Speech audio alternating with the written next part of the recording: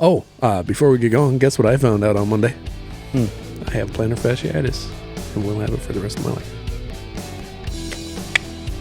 Bummer. Have you ever worked with somebody that has it, or been talking to somebody that has it? It feels like I'm walking with a nail shoved in my heel all day. Every That step. does not sound like fun. Tomorrow I go get fitted for custom orthotics. Did you happen to mention to the custom orthotic people that you'll need a pair for the motorcycle in the summer? Because they're different. They're actually the same. I thought you needed a different set for constant vibration versus walking. No, You better ask. no, I'm pretty sure. because they're all hard. Every one of them's hard. I'll ask him. Ask him. Ask him just in case. See, because my understanding was standing versus vibration were different. I didn't think it was like carpal tunnel. Yeah, I'm not an expert, but I'm pretty sure I knew a few people who had a separate, different set of insoles, and they're like motorcycle shoes. Okay, I'll have to ask him about that. That is a great point. I didn't even think about. Good call. Just in case. Yeah, just in case. I love it. Yeah, so now I'm doing special stretches, icing my foot, and just. That's a bummer, dude. Yeah, he's all like, "You're gonna have it the rest of your life, but it's manageable." And I'm like, "All right, fair enough." It's manageable. Mean walk less. No, it's if you do all the stretches, and after a period of time, doing the stretches is the biggest deal. So you do the stretches, you ice, you ibuprofen, you get the inflammation down, you get the orthotic, so it actually supports your arch better than any insole that you can get. And then he's like, most of the time the pain will go away. And as long as you stay on top of things, the pain will stay away. You stop doing the stretching, you stop doing things, it will come back. I guarantee you it'll come back. It's never going away permanently. That sounds like a real drag. What causes that? So your plantar, there's a band that goes from the heel all the way across your arch to the toes or to the balls of your feet. That's called the plantar fasciitis. So it's caused from having tight calves, tight Achilles tendon. It's a start because God knows we don't stretch, right? Speak for yourself, but okay. Right. A lot of us don't stretch every day, right? But then after a period of time, all that tension goes to that plantar fasciitis, and then it starts pulling at the heel, your heel bone where it connects, and then it starts micro tearing, shortening, scar tissue starts building up, and so it just gets shorter and shorter and shorter, and then it starts to hurt when it reaches a certain point where it every can't time get you any take shorter. A step that it stretches and hurts and pains. That sounds like a real drag, dude. Exactly. Yeah, I spent so much of my life in bare feet doing things. I have to stretch, or if I go 2 days in a row without stretching, I wake up that third day and my joints do not want to, like, crouching over or bending over. Like, no, that ain't happening. And then I got to be diligent for 3 or 4 days and do extra. Really? But I mean, so many years of martial arts and volleyball and canoeing and kayaking, like competitively, like I spent so much of my life. I bet I spent 10% of my life in bare feet. Right. So Yeah, it happens. yeah, I've got the flattest feet fucking ever. So you gave yourself outside flat of B feet. cup. I gave myself flat feet. So you outside collapsed like a your B arches. cup. Yeah. So yeah, if you were to actually go get arch supports, you'd give yourself plantar fasciitis Probably. because you'd force that band back up to where it's supposed to be. Yeah. That's the deal. I started years ago. I started trying to run with Michelle, not to the distances she was running when she was going like every day, but like get out a few days a week and go for like 5K with her or whatever, right? Right. When I walked in to the fancy sneakers running place, they knew immediately. The lady's like, "Okay, just walk over there and walk back." And I took like 5 steps walking away, and she's like, "Oh, you got a problem with your right knee, and your feet are really flat." I'm like, "Yeah." She's like, "Yeah, use these shoes." I might have worn them 5 times, and I was starting to have pains in my heels and the bottom of my foot. Yep. It's like, nah. I just went back to cheap regular tennies. No problem. Right. Yeah, I got flat feet like an Irish cop from the 50s, man. Like flat. Like Yeah. No, and that's the deal. I've always had really good arch supports and stuff like that, but it happened this November between, I think it was the old pack boots that I was wearing and that I went hunting with and that I wore on the job site. And I think that's actually what, because they were just shot. I mean, they're 20 years old. And so they were just shot. And then having that extra, it just wasn't good. And so, yeah, it reared it up and made it come to life. Welcome to being old, buddy. It sucks here. Dude, it sucks getting old. Yeah, that's how it works. Yeah. I'm Every time I have to pull out my reading glasses in front of somebody now. I'm on the cusp of needing those too. Yeah, manager at one of the places I was at today, when I pulled them out, he started laughing. He's like, "Those are new." I'm like, "Not that new, but thanks for noticing, you fucker." Prick. Yeah, he's That's actually funny. a great guy. That's funny. Are we including all this? We can include some of it, yeah. All right, we figure it out. But yeah, if you're ready to rock and roll, pal. Yeah. Let's do it. Well, welcome everybody again to the I Shower After Work podcast. John and I are zooming this week from the East End West Side Job Trailer. How are you, buddy? I'm fantastic, my man. How are you? Just threw up a West Side gang sign. West Side. West Side. That was funny. Think of a lot of places we could live that you could not say that out loud, looking the way we look. Right. Right. First and foremost, before we get going, you can check out everything that is I Saw on the website. That's isawpodcast.com. The Be a Guest tab, the Buy Us a Beer tab, everything about us is there. You can find out all the information you need. Please check that out. And as we're going to keep reminding you multiple times every single week, please, if you enjoy listening to the show, tell a friend today, all right? Yep. Yeah, help us grow this small thing. And before we really get into the subject today, buddy, just want to ask you, how was your week? Oh, it's fantastic, man. No, I shouldn't say fantastic. Fantastic sounds fantastic. It wasn't. I'm bored. I'm absolutely bored. I'm just piping lights. Shoot me in the head, for the love of God. Our careers, anybody who's blue collar working for a living, has those boredom stretches where you're doing repetitive, what seems like endless tasks, even though we know they always end. Yep. I feel for you in service now. I don't tend to have as many of those, but I do remember those days. I try to remind myself, and hopefully this advice will help you out a little until you get through all the piping and the lights and the boredom. All the office people, that's their whole life. That's every day. The same thing. Every day. Forever. Absolutely. So, absolutely. But yes, I've been on the long-term lighting projects. My very first job as a foreman was just like a lighting retro, trading one for one and adding fancy dimming.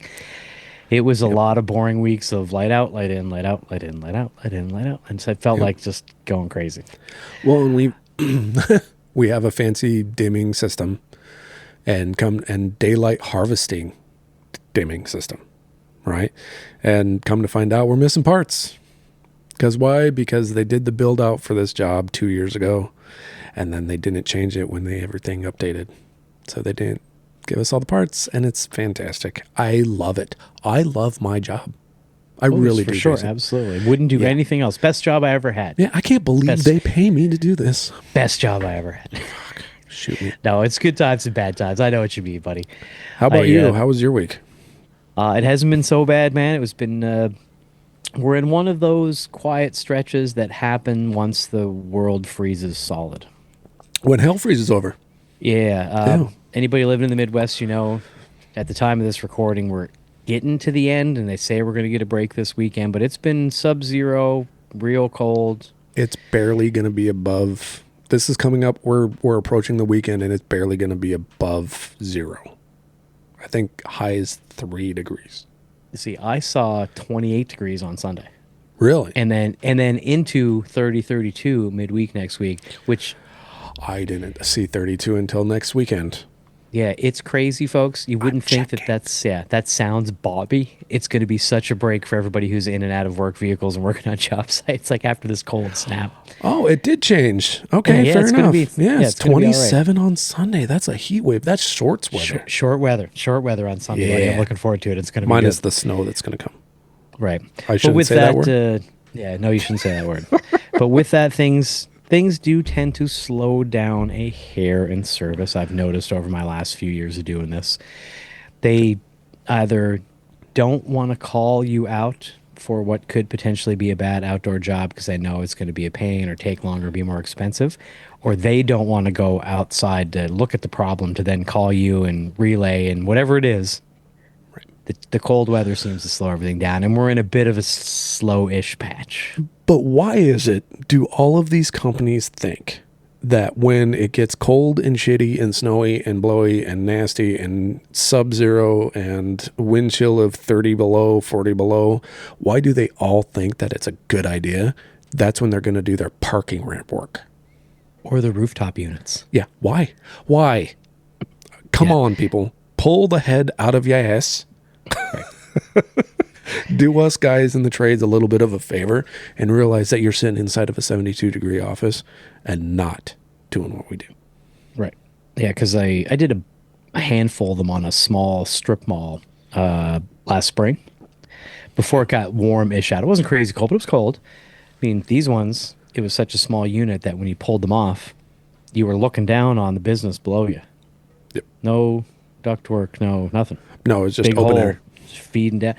One of them was a gym, and they spent the whole time complaining, like, it's freezing in here. I'm like, first of all, it's 30 degrees warmer in here than it is outside. Yep, there's a bit of a breeze, but if you want this done, you either close the gym or tell them to suck it up or shut up. Yeah. Those are your options Yeah. if you want this done. Oh, and by the way, you don't own the building. You're a tenant. The owners hired us and are paying us and contracting us, so Take shut it up. up with the with your landlord. Yeah, complain with them. And oh, by the way, by the time you get them out here, We're going to be done. done. So suck it up. Suck it up and deal. Yeah, Think of it gotta as the love opposite of like hot yoga. It's cold workout. You'll be fine. Yeah. It's keeping your core cold. Right. Yes. Keeping your core at a right temperature. Right. But before we get into the subject today, I wanted to shout out real quick before I forget.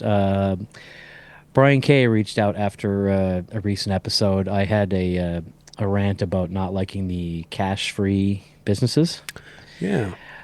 He pointed that out specifically and said he found it interesting. He compared it to an episode Always Sunny, I guess, where one of the guys wasn't able to get his boba tea because of the whole cashless card-only thing. Oh, too funny. I had forgotten about the episode, so when he mentioned it, it kind of made me laugh. And I don't know if you have had this, buddy, but I just wanted to point it out and see if you had had the same thing. I will, on occasion, not every week, get a text from somebody in regards to the episode that came out that week, that Thursday. Yeah.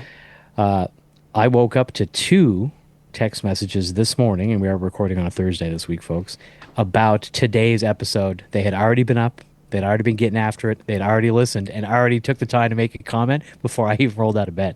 Oh, funny. Now, I admittedly did get to sleep in a tiny bit today. It was a slightly later than normal start. But still, we got people out there who are up before the sun getting after it. So shout out to Brian and everybody else who's listening real early. And we do appreciate the comments. So say hi to Missy. We love you, Brian. Yeah. Hey, and I'll just chime into that too is Brian, thanks for reaching out to Jason and giving him that little point of view. Don't forget, text the show 507-607-ISAW, 4729-507-607-4729. That way both of us will get those texts and we both can have a chuckle because I would actually like to see those. Yes. I see the Instagram comments or the YouTube comments usually when there's an issue with an episode going out or an episode hasn't gone out. We've got a couple of very loyal listeners and God bless you. We love all of you, even if you're not loyal. I always get, hey guys, your episode didn't go live.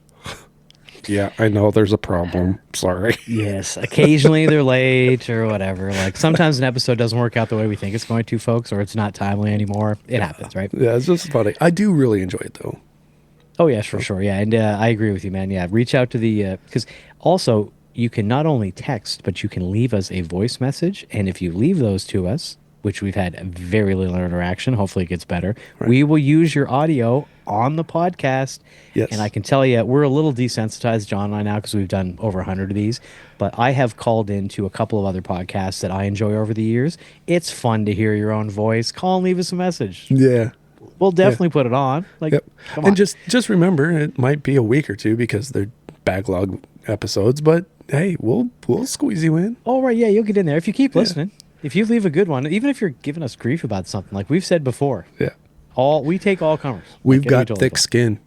Yeah, Good luck it's- offending us. Yeah, we're working construction. You could hurt my last feeling if you really found it. I'm not sure where it is. But My F's are barren in my field. So yes, right. Yeah. Behold the field in which I grow my fucks and see it lay barren. I love that. So we have talked a bunch of times and referenced about how we consider the internet throughout the years of doing this podcast, but the most frequent comment we usually make is we call it a dumpster fire, buddy. Oh, it is. Absolutely. Now, in preparation for a different episode I was trying to outline, I fell into a couple of really just clear, obvious signs of how fucked the internet is when you're trying to research a real subject or actually learn the truth about anything. Right. So I thought, after all the time we've been down this road, maybe we'll actually talk and give a few real, true examples about how completely useless and fantastic the internet can be. Yeah. What do you think? Absolutely. Absolutely. It's kind of funny with the internet, because we are an internet age, right? Like we do everything online. I look up Almost spec everything. manuals online for work. I check things at home online for work. I have a Google Home system where I'm all like, hey, Google, can I do this for dinner? Like, hey, Google, can I give my dog this? Like, and we're in this age of information that we have never been in ever in our lives, right? And we have to be able to think very clearly, very openly. You've got to have an open mind to be educated enough on the internet and how it works. And because it used to be, I don't know if you were ever told this by your parents, hey, don't talk to strangers online. Right. Don't get into strangers' vehicles. Now what do? We talk to everybody online. We order strangers' vehicles to come pick us up. You know, Which somehow is okay because it's on an app and they send you a photo and the description of the vehicle. right, Yeah, but you didn't send me their criminal history. right, right, exactly, right, I don't know if he hates his kids and he beats his wife. Like, I don't know if she's a terrible driver. Like, right. just because you said, this is the person who's coming to pick you up in 15 minutes. I don't know that person, but yet we just fell into it so quickly. Can I give a side tangent about that? Yeah, go. I'd like to give a side tangent to all the females out there. Look, if you're taking an Uber or a ride share or anything like that, yes, 99% of them are going to be great people. They're just going to get you from the club to the hotel or wherever you're going, business, work, whatever. Please do not let them take you to your home address. Please stop. You can walk a block. That's good advice. You can walk a block. And if you're too scared to walk a block, have a buddy with you. Do not let them drop you off at your house. It's good advice, buddy. I like that. Has there been a lot of problems with that you've heard? It's always in social media, right? I mean, there's keep going to hearing be creeps, right? Yeah, I keep We know hearing guys stories. guys are creeps. Guys are creeps. Guys are pigs. creeps, right? I guess. There are good guys. You're listening to two of them, but good guys finish last for a reason. But Well, that's it. right, Yeah. God forbid we have morals. Whatever. Hey, I got a T-shirt that I wear all the time. It says "morally flexible." You'd be amazed at the amount of people who tell me I shouldn't wear that T-shirt out places. Hey man, I wear graphic tees just for responses. That's what they're for. Yeah, it's Right? just That's what they're for. I love the responses. My favorite one is I used to be a people person and then people ruined it. I've gotten so many comments on that. So I do try to point out yours when you wear them on the show when they're Love recording. them. Sometimes you have some really great ones. I must admit, I've been trying to expand my purview of that a little bit. Yeah. But as a short, chubby guy, T-shirts never really fit me great. You notice I wear a lot of hoodies even in the summer. You do, but you're not Like, chubby. I'm not. I I don't mean, know no what ways. you're Like, saying. yeah, I'm not fat, right? But like, just T-shirts look weird on me. They always have. That's funny. Yeah, But I don't know what you do. But I do keep hearing stories about, hey, this guy knows my address. Women getting attacked from people dropping them off at their address. Just don't. Just avoid it. Just don't let them take you home. It's in my opinion, it's an offshoot of how comfortable we all got with really quick of ordering online rides. Oh, It's yeah. it's so convenient. It took off like a shot. All of a sudden, I mean, when's the last time in the United States you were in a cab?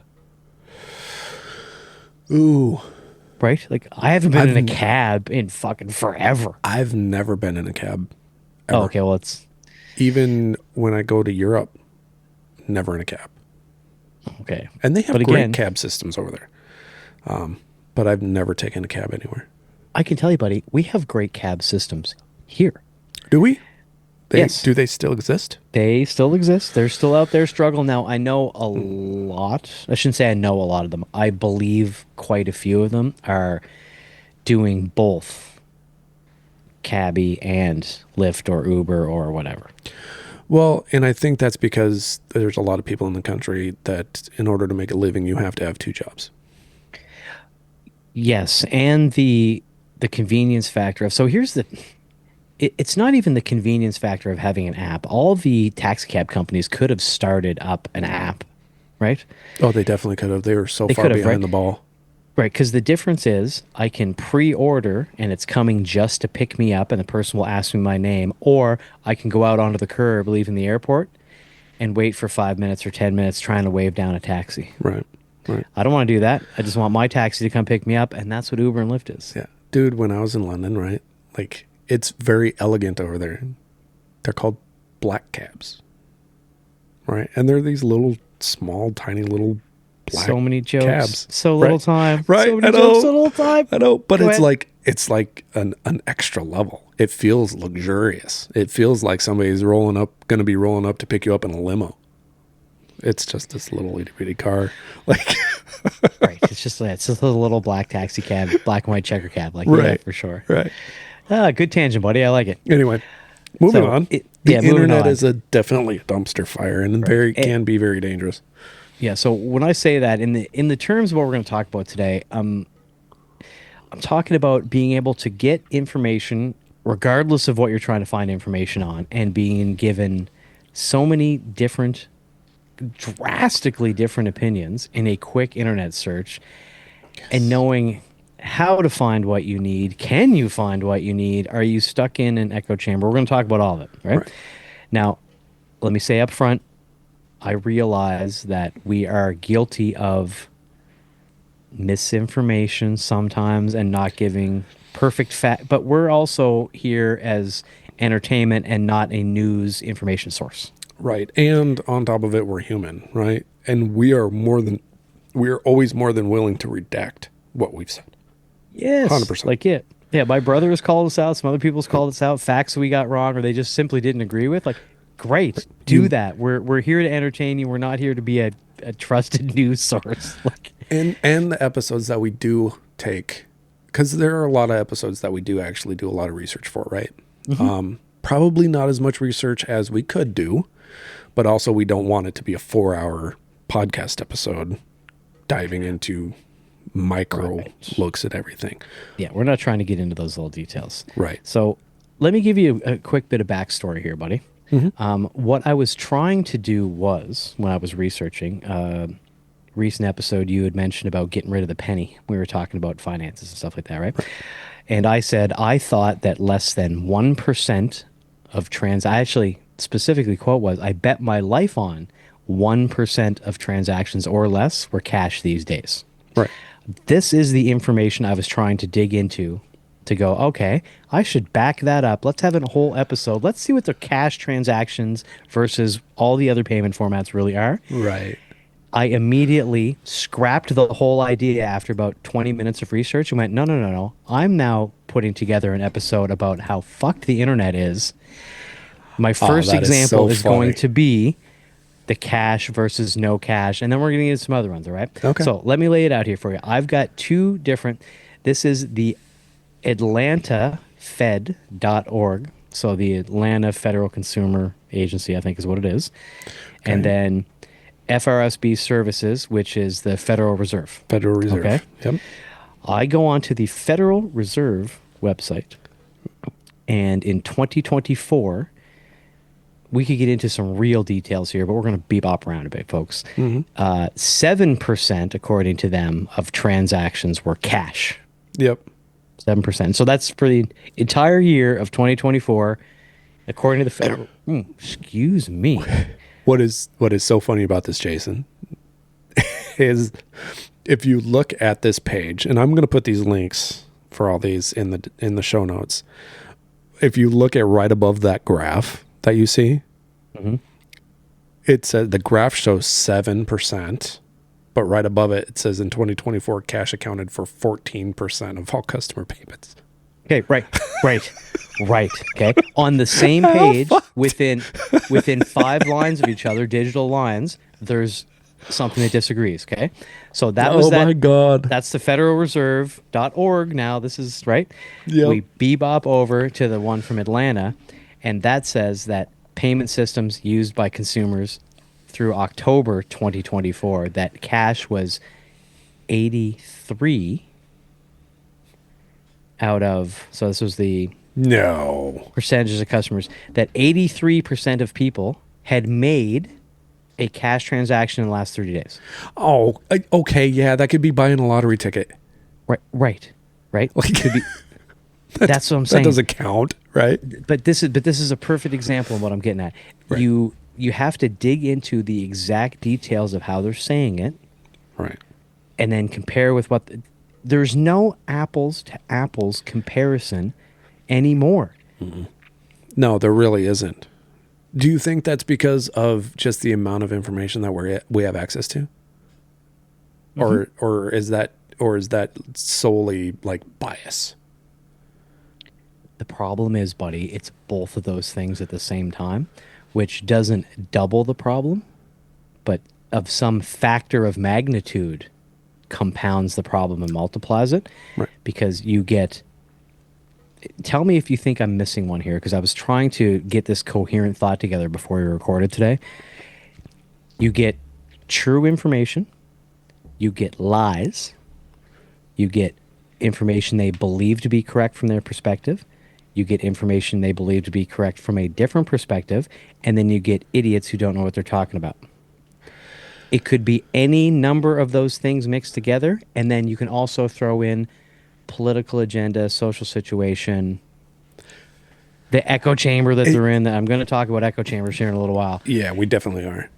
It's not just whether it's right or wrong. It's so many things, and they can all be convoluted and stitched together, and then all of a sudden we get an example like this. Well, and here's the thing there with that. Like, there can be, so in the same space can exist two separate truths, right? Yes. So when we're talking about this, it's a great example about perception. And I think perception is key, right? Because the term or the phrase that my wife absolutely loves to use is, in every story, there's 3 different perspectives. There is the one side, there's the second side, and then there's the screenshots. Right? Okay, so she stole that from, not stole, that's a paraphrase from, he was a famous newspaper mogul. The name might dawn on me. Right. The original is, there's 3 sides to every story. Right. Your side, their side, and the truth. Right. I was trying to stay from his side, her side, and then the truth. Right. Right. Yeah. Like I was. Yeah. But I know what you're saying. Yeah. Right. So, and it's exactly true. And it's all about perspective. So if we look at something, because my truth could be right, your truth can be right. They can exist together. They might not line up, but they could both exist. Right. And so we're in this age of, with the internet, is we have all of that, but it's times 5. Right. Pretty much everything can be right. It just depends on what fucking perception lens you're looking at through. Well, see, that's what I was trying to say to you. You say times 5. Let me adjust that to a factor of 5, because it's not a multiplication between one of the two. Right. It could be any mix of 2 or 3 or 4 or 5 or 1. Very true. And you don't know which absolutely. ones are. It's exponentially more difficult all the fun. So here's the next thing I want to tell you, and this is an irony. Cheers, by the way. Cheers, by the way, buddy. It's good to see you having Clink. a little 4 roses there. I'm into the Crown Royal tonight in spirit of our buddy Crispy. Mm-hmm. This is the one that really kind of made me laugh. We've got some more here, folks, but I thought, well, if you need to know what's credible when you're reading something, maybe I'll investigate on how to figure out if something is credible. This is the next step in this rabbit hole I walk down. Right. I've got two different universities here. I'm trying to keep the sources at least in the same vein, kind of. So the last one, to the Fed Reserve and the Atlanta Organizational Reserve, like, right? Right. So this is Stevenson University and Purdue Global, Yep. right? When Purdue Global goes through, it talks about you have to check the author's credentials, their reputation, their affiliation to the institute they're in, their peer review. I think peer review is probably the biggest part of any of that. I'm gonna blow that up in a minute here for you. Okay. I thought the same thing. I'm Right. gonna blow a hole in that so bad. But yes, peer review. Always heard the words peer review, especially when they were talking about things scientifically. Right. It was reviewed by your peers. We're gonna get into it, right? So here's my problem. That was from the Purdue side. Okay. It also talks about identifying claims made without proper data. Well, I don't know where they got their data, so it already puts itself into question. We jump over the other one. It does immediately talk about peer review, so at least the both of these university schools say the same thing. Right. But this talks about previous trade or professional articles or books, magazines that they might have been in, other sources like websites, and then it asks the question within the first 1, 2, 3, 4, 5, in first 9 lines, what source is best for me? Yep. And then I came to the crux of this whole thing, buddy. Right. It's not looking for the correct information. It's looking for what's the correct information for you. Yep. And I think you can disagree, you can adjust, but I believe that is now my central opinion on why it's a dumpster fire on the internet. Because so many people looking for their truth, their facts, what Validates their thoughts. validates their narrative and their thoughts. And I hate this word so much, this term, but it's getting more and more accurate. Echo chamber. Yep. Okay. And so go ahead, buddy. I don't mean to step on you there. And I think what it is on a little bit of more of a philosophical aspect of it. I think what could really benefit a lot of people out there, and it is what I try to do when I'm looking at things online and looking up information and stuff like that, is I know what my view is. I know what my thought is. I'm very well aware of what my thoughts on this current subject is. I want to know everybody else's thoughts. I want to know on the other side of it. I force my internet search into the other side of the conversation. And I think that's what people need to start doing, just as a humanitarian kind of effort. Like, you need to start breaking your own thoughts if you have to, and be okay with it. I think that's kind of a maturity situation. Wasn't that always supposed to be the way that you learned and discussed and debated?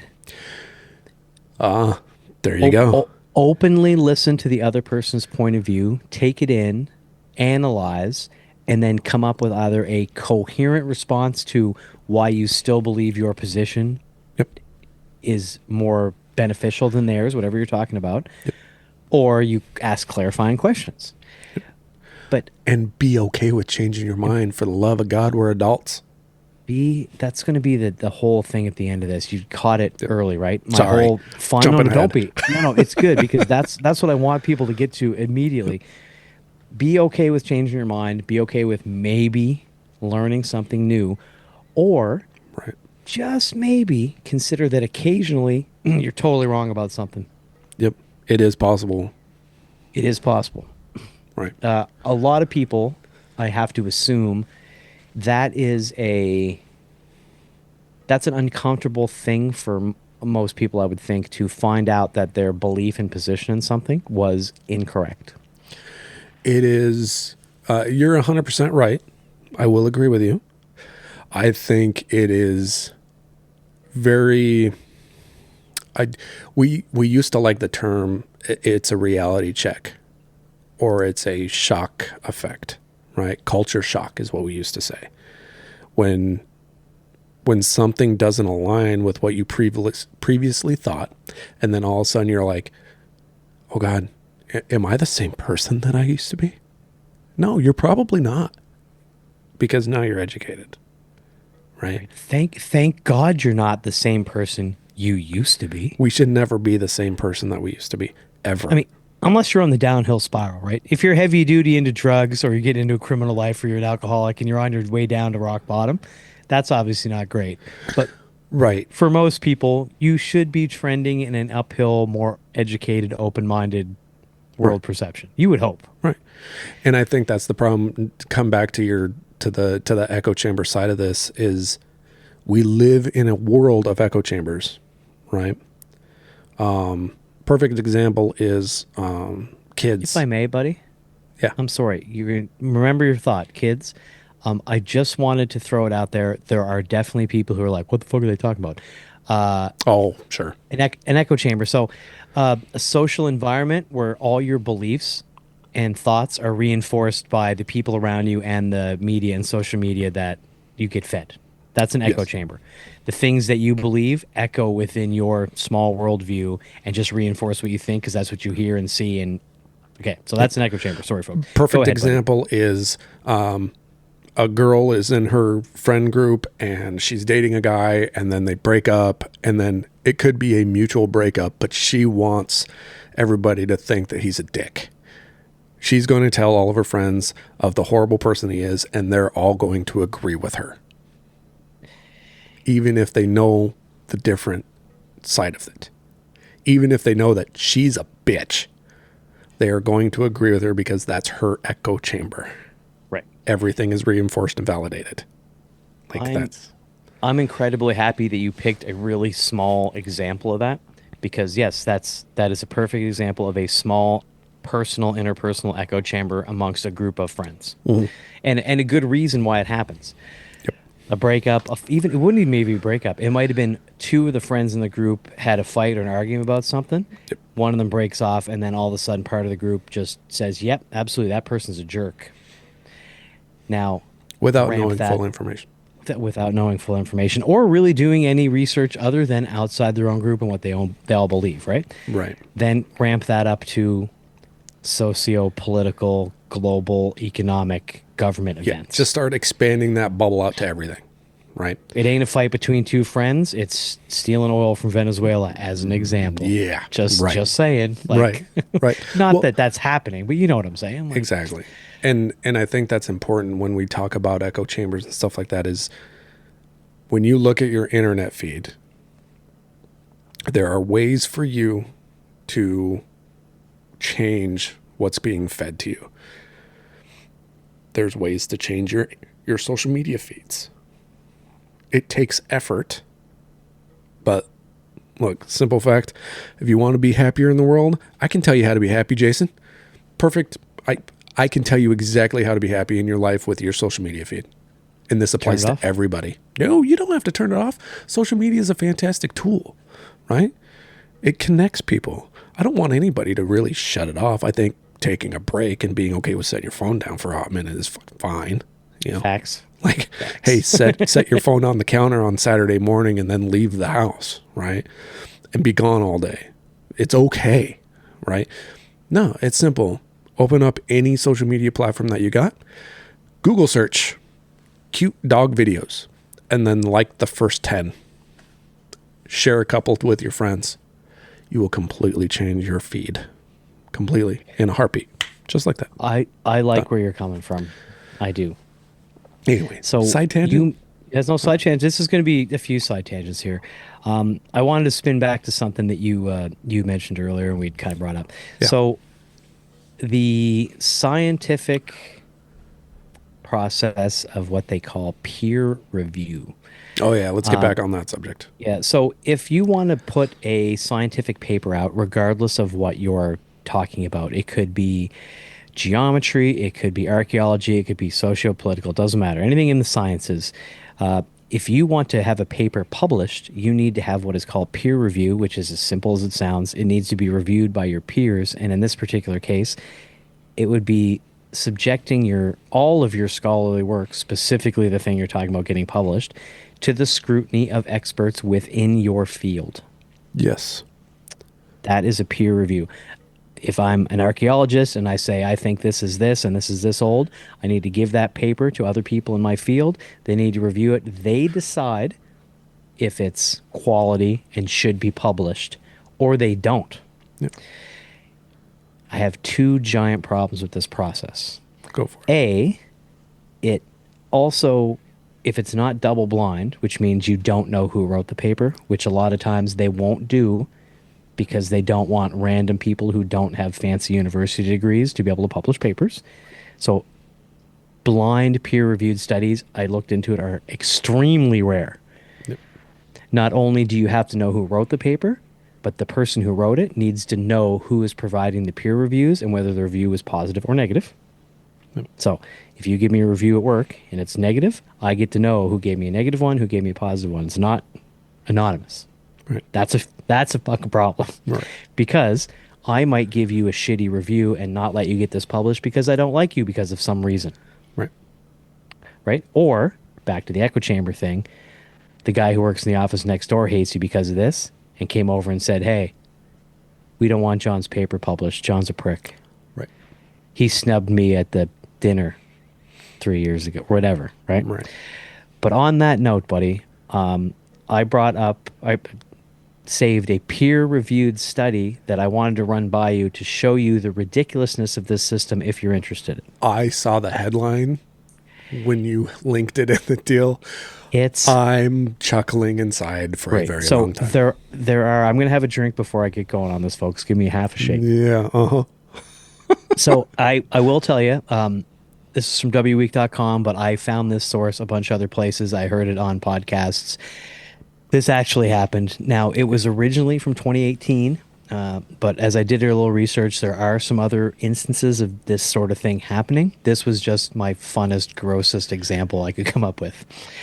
The headline is, a Portland State University professor made up a dog-on-dog sexual assault and got the hoax published. It's a bullshit paper.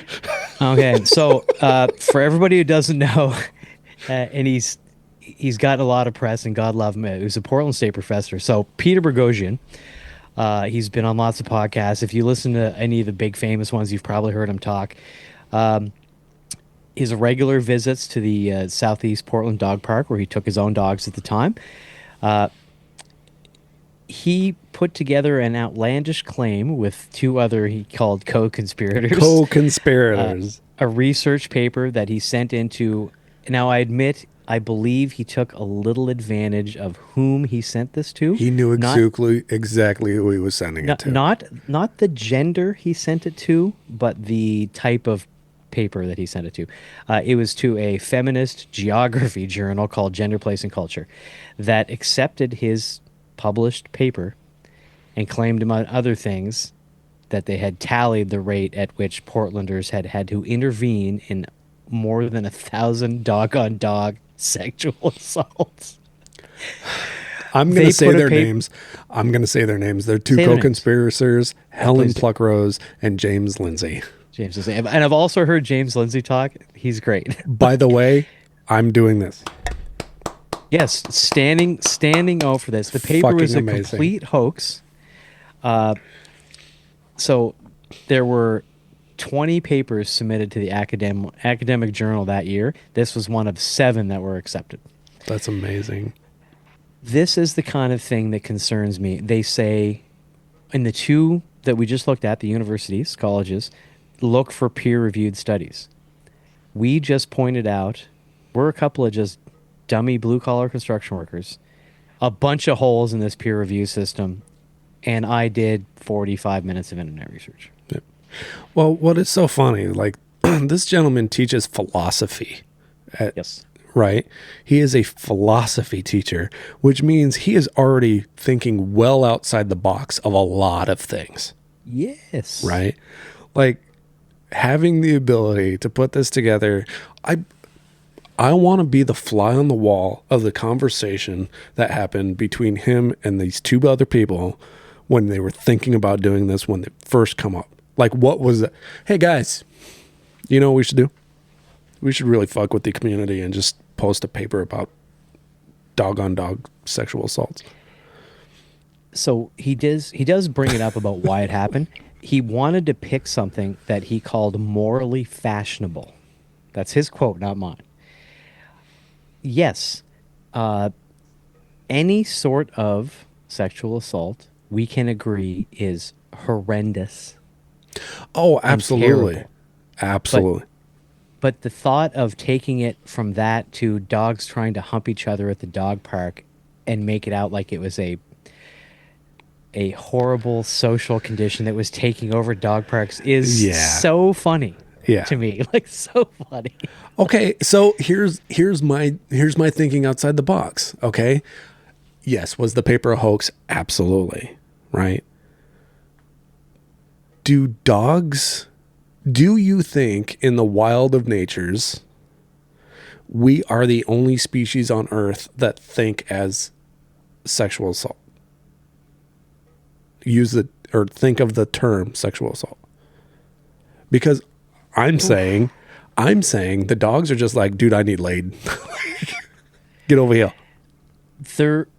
Here's what I think the difference is. Yes, I agree with what you're saying. I would define it in my head as we would be the only species that when it happens, it was a negative, terrible intention. When a human tries to do something like that to another human, the dog isn't doing that maliciously. Yeah, the dog isn't doing it maliciously. Right, that's what I'm trying to say. The dogs, every animal, it doesn't matter what it is, gorilla, dog, alligator, lizard, snake, whatever, they don't think in those terms, right? Like, so are we sitting there looking at it going, that's assault? Yes. In the defense of everyone involved here, let me point out two things really quick. I did admit that they sort of punched down by using what is quoted as a feminist geography journal called Gender, Place, and Culture. Yes. And the people at W Week did point out, I want to get their quote just right here. They called it, give me just 1 second, folks. They asked that Bogosian and Lindsay that the journals you targeted are obscure disciplines. Isn't this hoax like using a howitzer on an anthill? Okay, sure it is. I love that. Right? Sure it is. But this is exactly what we're getting at. If you can fool something that's going to be on the internet into being reviewed as, air quotes, facts. Right. Well, then why wouldn't everyone who wanted to trick and smokescreen and gaslight people to believe what they want also punch down and shoot an anthill with a howitzer? If I was trying to trick people into thinking something, I would definitely get as many small publications who probably didn't do as much research and it fell into my wheelhouse to put up the information I was trying to get out there. True or not? Right. It's unfortunate that this publication got caught up in that because obviously it probably didn't do much for the reputation. Well, and they wouldn't have actually come out. It sounds like, from what I'm reading here, is they wouldn't have actually said anything for a while, but they did when the Wall Street Journal started asking questions. Right? Like that's where they're all like, hey guys, look, the Wall Street Journal's after us. It was a joke. Calm down.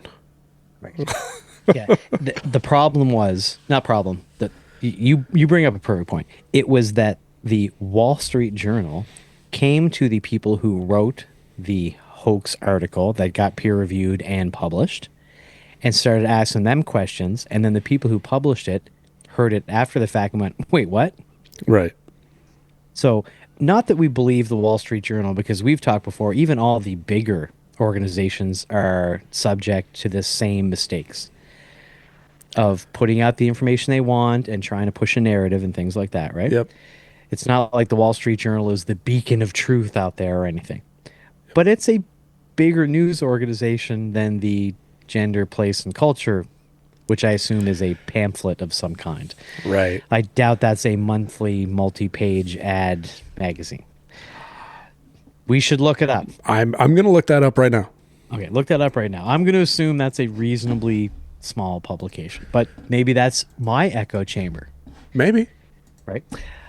So yes, that's got to be embarrassing for a small group. Like for example, if tomorrow we got called out on a giant, big, famous podcast for the shit we're talking right now about that,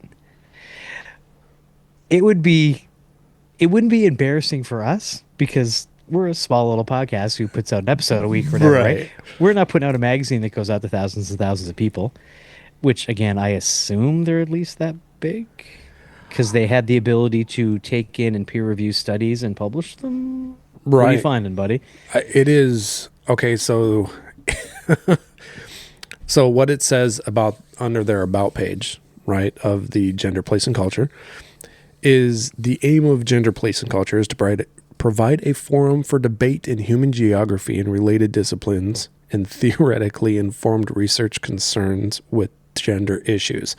That is the very first line, and I'm going to call bullshit because they had no right publishing the paper in the first place because it was dogs, nothing to do with gender issues. Just I saying. think this brings up a perfect point that I did not have to talk about today, but now that you mention it, it's great. I think that sometimes I should say sometimes. I'm going to backtrack, folks. Give me a split second here. I'm trying to put a coherent thought together, and we're working on the fly Look, here, John and I. here's what I'm going to say. While you think about that, just get your thoughts together. Here's what I'm saying about this: is they only took on this paper, and this might be an unpopular opinion. I believe that they only took it on this paper because of the hot button words of sexual assault, Yes. and they Okay, so completely skipped over yes. the dog on dog part of that. Right. Now, yes, what you're saying is true, and it is a good point to say that you can take advantage of a group who is trying to be no, I don't want to say push a narrative because that suggests that somehow it's not accurate. They're trying to provide something in the lane of what their publication is putting out there. Right. Not saying that it's negative, right? Right. But you're right. Sometimes just mentioning a hot button thing can get something pushed through, but also they didn't decide on, I shouldn't say that. They shouldn't have decided on peer review and publishing this if they had not read the entire study, which again, by the way, folks, is a hoax. Right. All their facts, all their figures, all their everything was a hoax. It's bullshit. They pretended to make up a study and do like watching dogs and counting the amount of assault. Like it just the whole thing was BS. If they couldn't know reading through all this that it was BS, it proves to me not because they did shoot an anthill with a howitzer, but because the peer review process isn't ideal because if they could peer review a study and put it out, that group has nothing to do with the same educational group, the same scientific group as what they were trying to talk about. They were just jumping on it, like you said, and that adds in yet another dimension of trying to keep your facts straight on the internet. Right. What did you just do? John's freaking out on video here, folks. I don't know what's happening. It looks like he Technical dropped issues. his wallet down. You having Technical. troubles? Yeah, I'm pretty sure I just completely screwed myself. I dropped the Uh-oh. recording equipment and now nothing's working. You can still hear me, right?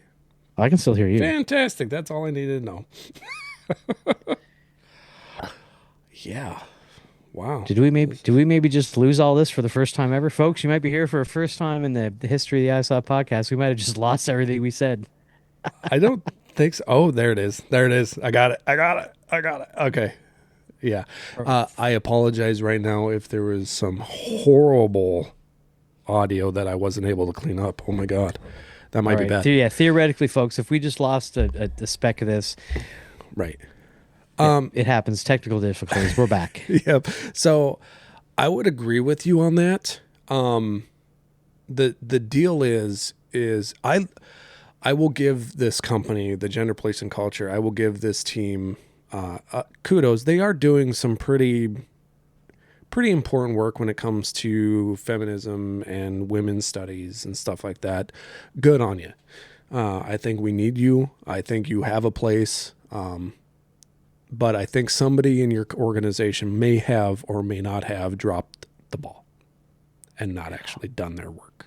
Oh, sure. It could certainly be an isolated incident, but let's be clear, with all of the, again, quote unquote, peer reviews of these, there's definitely some slipping through for the reasons we talked about, whether it's Right. ineptitude because you didn't read the whole thing or pay attention, you like the way the headline sounded, or you don't like the person, or you love their narrative, so you're going to push through something that could be bullshit because you agree with it through your echo chamber. Right. And then here's where it here's where the whole thing came crashing down on me. Like I said, I originally started doing this, folks, because I want to talk about the penny and cash money and things like that. Right. When you factor in all these things together, John, the amount of time that a normal human being, not a journalist or a researcher, would have to put in to check sources and educational history and read previous articles and read up on somebody's bio to find out if they're who has the fucking time Yeah. And to do that? Or I can just read this headline and go, that's the way I feel. yeah. That must be the truth. But that's what that's what all these media companies are banking on, right? That's why you see clickbait headlines. That's why you see things, rage bait headlines, right? They want to get an emotional response out of somebody in order to actually create a click, create an interaction, because that's all they're looking for. They're looking for you to click on a tag or click on a post or something because that shows engagement. Everything is measured by engagement. They get paid on engagement. Right. If you don't want to support somebody on social media, do not engage with said social media, even if it fires you up. So I think if we start looking at it as we have such short attention spans, and they know that we're not going to look into them, like you said, we don't have the time. You and I have done research for this podcast. We have looked into different episodes. We have planned. We have structured. And frankly, you and I work full jobs. We help run households. We do all these things. The research that we're able to do is what on an episode? Couple hours? 4 Best or case 5 scenario. at tops. Best case scenario, a few. Spread out throughout a week, right? Like There has been at the point of this recording, we're at like 104. something like that. There's been 3 episodes that I put in a solid 3 or 4 evenings of research because I wanted to get my head together and not be a complete idiot. A lot of the time, I can fire it together in a couple 3 hours. Yep. Well, and I think the one that I researched the most was the one that I had to defend the most, and that was the EV rant. When we redid the EV episode, That was one of my volume 2. big ones, was the review of that. Yeah. So it's hard because, like you said earlier, is how is a person supposed to decide on what's legit or not when we don't have the time? And you have to ask yourself the question, does the source that you're getting the information from, regardless of what it is, what's happening in politics in Sudan today versus what's the best apple to use for my apple crisp? Right. Right. I hate to be so fucking weird and little about it, but that could literally be a company who sells Honeycrisp apples who's saying Golden Delicious are the worst for making those because they sell Honeycrisp apples and they want to sell more. Yep. That's the worst apple to use for a pie. Don't use that. Yep. Oh, and 3 kids got poisoned in, Europe last year by eating green apple. Like, Yeah. it's everything. It's so fucked. By the way, Granny Smith apples are the best for apple pie. Right. See, John as a baker can probably, really deal it out. I just wanted to, like I said, I was trying to do an episode on like hard cash, and it just led me down this road of everything is so subjective, and echo chambery and political. So let me ask you this before we get close to the wrap up here, buddy. Yep. It's on topic, but a little off topic, kind of. Okay. Have you found yourself, because I have, not giving a like or a heart or a thumbs up to videos that you agreed with that made you laugh on social media because you didn't want to run your algorithm down a certain road? Absolutely. I have I passed absolutely have. on. I have because we're in the social media industry, folks. So if I see something that's funny and I see the person has gotten a bunch of views, let's say they're in the five, six, 700,000s, right? I don't mind piling on, going, okay, you deserve to get paid from YouTube for that. That's funny. Right. But now I don't want to get 1,000 posts like yours because as much as I agree with what you said in this, I don't want to get force fed that side of the coin. Oh, you I bring up think a good there's a conversation. Right. I think there's a lot of people out there, and if you are listening to this and you're like that, where you avoid interacting with a certain post or a certain video or a certain like reel that you see because you don't want, let us know. I was starting to think like I was the weirdo, and a few people I've talked to this last week have been like, no, no, you can't do that. You're going to get fired. All it's going to be all this or all that. Like, Right. I have, on top of that, you make a valid point there, right? Don't interact with things that you just don't want to see a lot of, even though they're funny. What I've started to do is the people that I see on social media that I'll see a post and I think it's freaking hilarious. I will not click on the like right away. I will go to their actual page and I'll look at some of their other videos, which is also interaction. Yes, I know, but I want to see if there's a trend or if they flip flop or if they're just doing clicky rage baity crap. yeah, I want to whatever's see the, I want to see the if there's hot topic of the day. I want to see if there's consistency, right? And then if there is consistency, then I make a judgment call. Yes, I will like your video. I'm But okay with that because you're consistent and you're standing your ground. but that's not the common. The common is heart, that Nope. made me laugh. Like, that made me laugh. Thumbs Share. up, that made me laugh. Share, that made me laugh. Look, Follow. I It's will the instant interaction. I will say it right now. Your feed and my feed are so damn alike because we share things all the time. It's All the time. ridiculous. You and I are sending probably what, at least 8 videos to each other a week. Oh my Between God. the two. I'm sending way more than you are, but I'm 3-1 for you. But yes, there's been so many times where I thought to send you, I'm like, John's going to like this. I'm like, I sent him too many today. And then I get it from you 12 hours later. Yep. It's happened a dozen times easy. Yep. Our And then- algorithms are real close. Right. Like, And then there's the times where I laugh because I've sent you a video and you'll instantly call me. Be like, what the hell did I just watch? yeah. That was dark and weird for you. I'm like, yeah. Yeah. And as I've mentioned recently, folks, I'm real dark on the inside. Like, I got a nice, fun voice, calm demeanor. I'm pretty dark on the inside. Yep. Because I keep I disperse my dark thoughts in small doses to be fun and entertaining on the podcast. And amongst my friends, I let much, much more out. Amongst me You and guys my have spouse, no idea.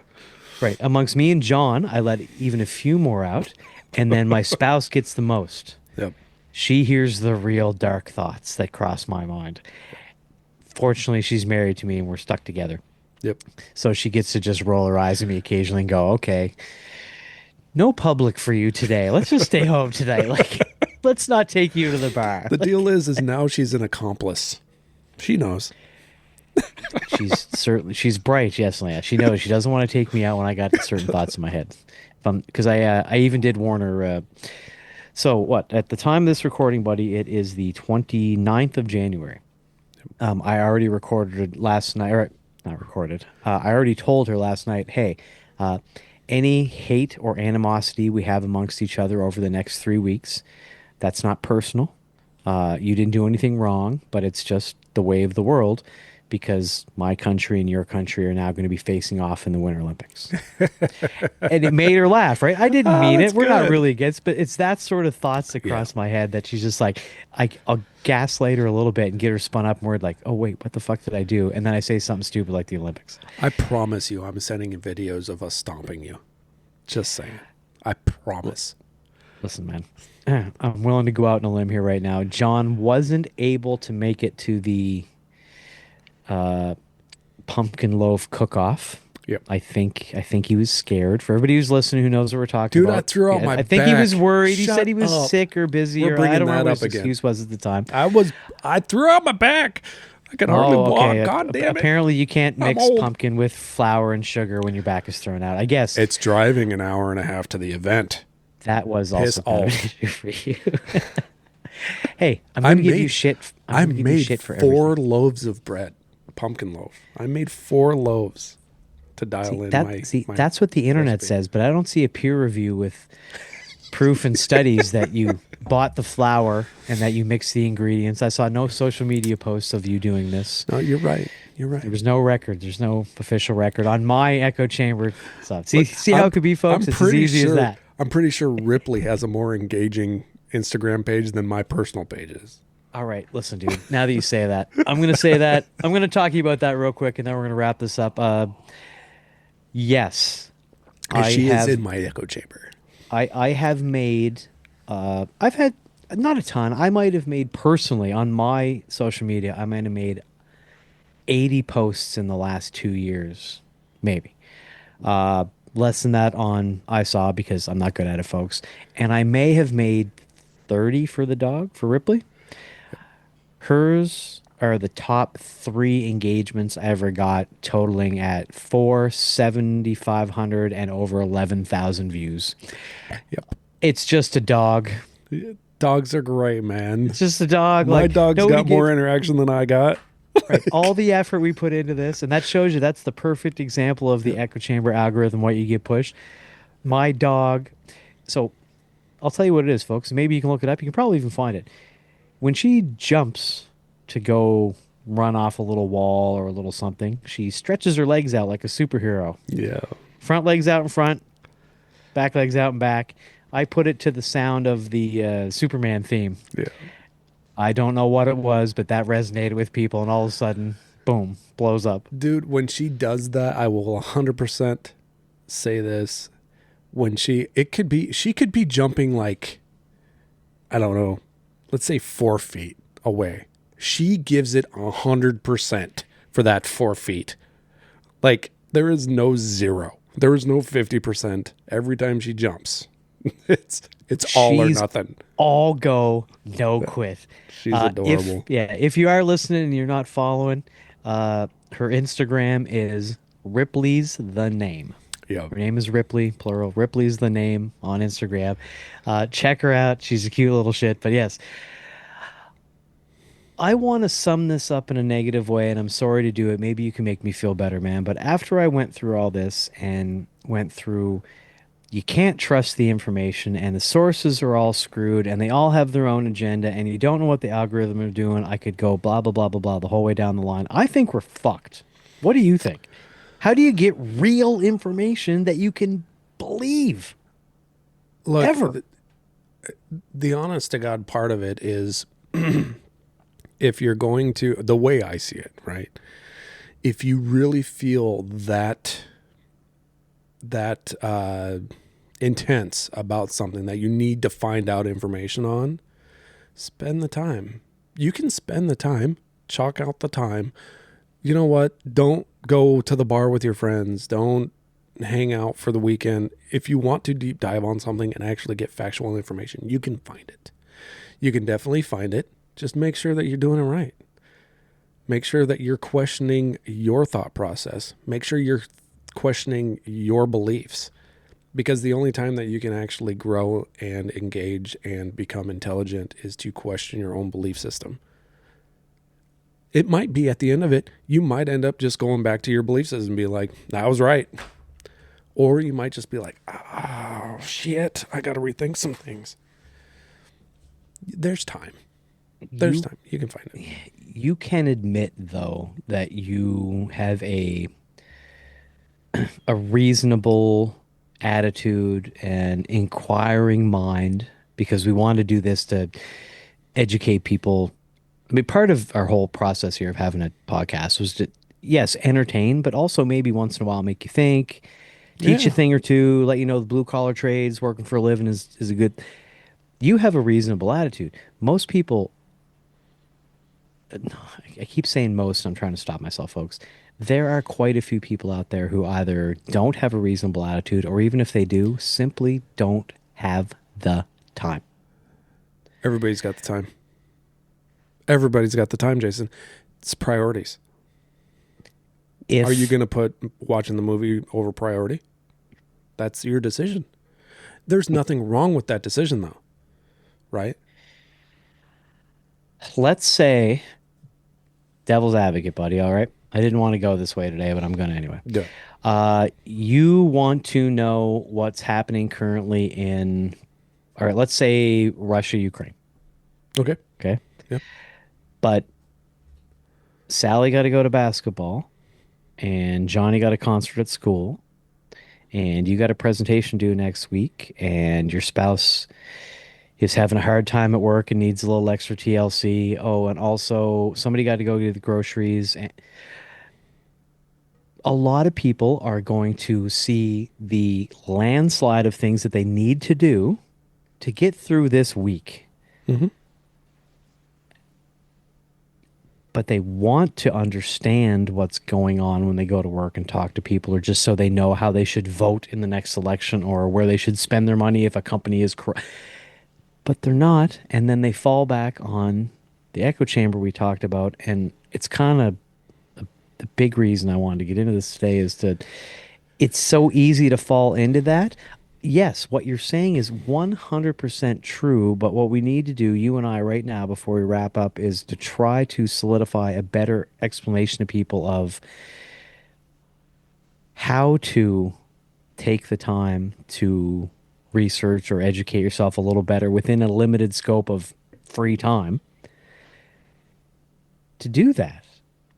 Like, I don't even have kids, and I understand how busy it is to find the time to do that. If I had a real schedule to deal with, like you do with a family and kid, I wouldn't have the fucking time. I would listen to the guy at the break table who said, "Oh, that president is bad. Okay, well, that guy must be bad." I'm never that way. Be like, okay, why? But you Right. know, a lot of people I are. I do, and I do know exactly where you're coming from, and I do resonate with a lot of that because there was a time in my life where I was exactly that way. Now, here's what I've When learned. we were 18. When I was 23, 24, 25, voting age, and didn't, and I was busy with family and responsibilities, and I thought I had to do everything and do run, run, run, run, run, run, run, run. The average American, and I'm only bringing this to Americans because God forbid I speak for somebody else. The average American spends 3 hours a day on their phone. And most of that's doom scrolling. Stop doom scrolling. Take that time. Do some Google searching. Most people have smartphones. If you want to find out information, you have time. Look, I spend 5 to 10 minutes, sometimes 15 because I have gut issues sitting on the shitter. I do a lot of actual digging and research when I'm sitting on the shitter. You have the time. Your husband's driving, you and your husband are taking Sally to dance recital. You got a 15, 20, 25, 45, sometimes commute, hour and a half commute. Start looking up some shit. Now, I would say Johnny is going to dance and Sally's going to hockey, but John is closed-minded. So what are you going to do? I have daughters that went and danced. Shut the fuck up. But I think it's hard. It's really hard to keep an optimistic point of view. I'm naturally a skeptic. I question everything. I enjoy being the dumbest guy in the room.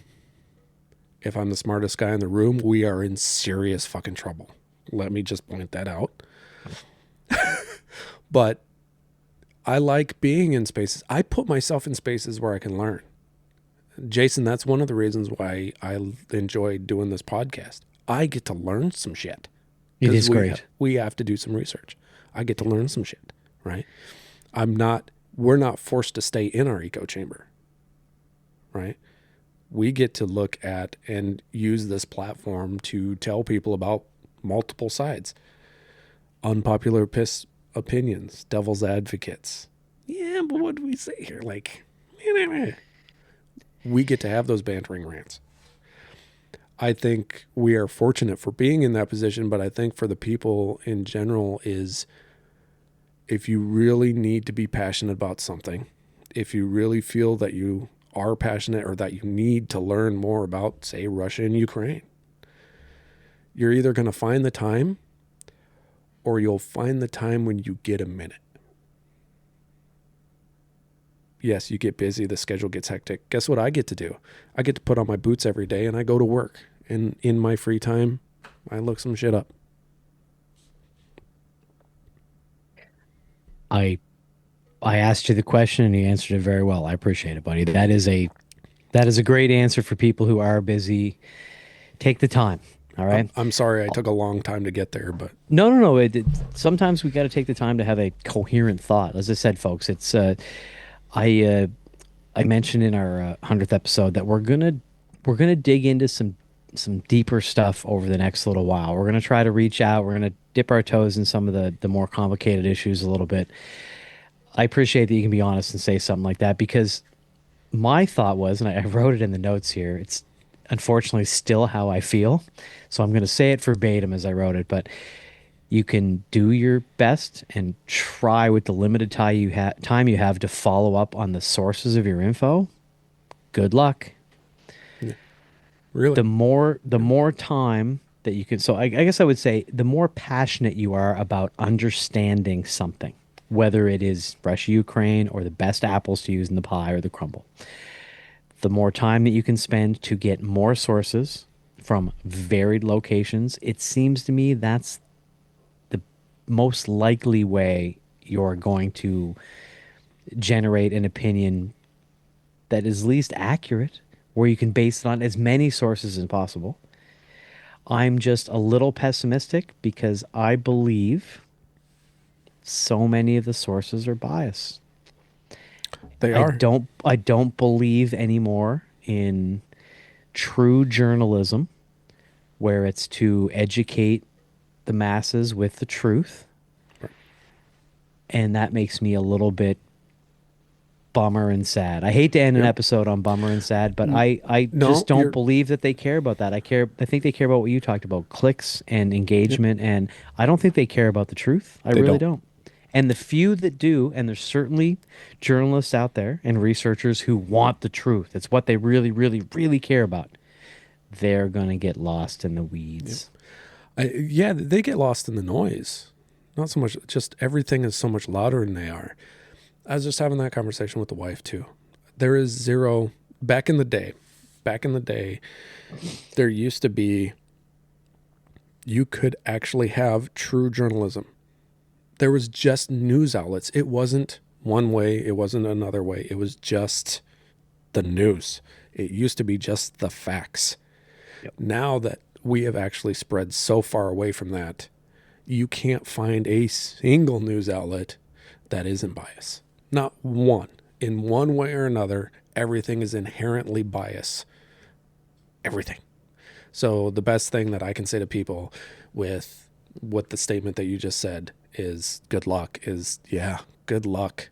Make sure that you're checking both sides of the bias story. Like, if it's going to be bias, it's going to be weighted one way. Make sure you look on the other side, for the love of God. And then form your own opinion because you're an educated adult. Right. You summed it up well there. I think what I'd like to say to people is, when you're talking about educating yourself and bias, try to be aware if you're looking into anything that you are biased. If you can at least admit that to yourself, that you are inherently leaning one way or the other because of your entire history and upbringing and interactions with everyone in the world. If you can admit to yourself that going into any question you're biased, As long as you're aware of that, you might be just open-minded enough to go, I'm going to check a few more sources. Maybe I don't know everything. Remember that. So, Absolutely. am I missing anything you'd like to bring up, Brett? Absolutely, man. I just want to thank everybody for listening all the way to the end. If you made it to this far and listening to Jason and I, we both really appreciate it. Other than that, you're out there, you're busting your ass, you're doing your things. Make sure that you understand and you are very, very proud of the fact that your work keeps the world working. And yeah, just keep on trucking, man. And stay educated. Perfect. Cheers, buddy. Cheers, my man. Cilantro. Thanks, everybody.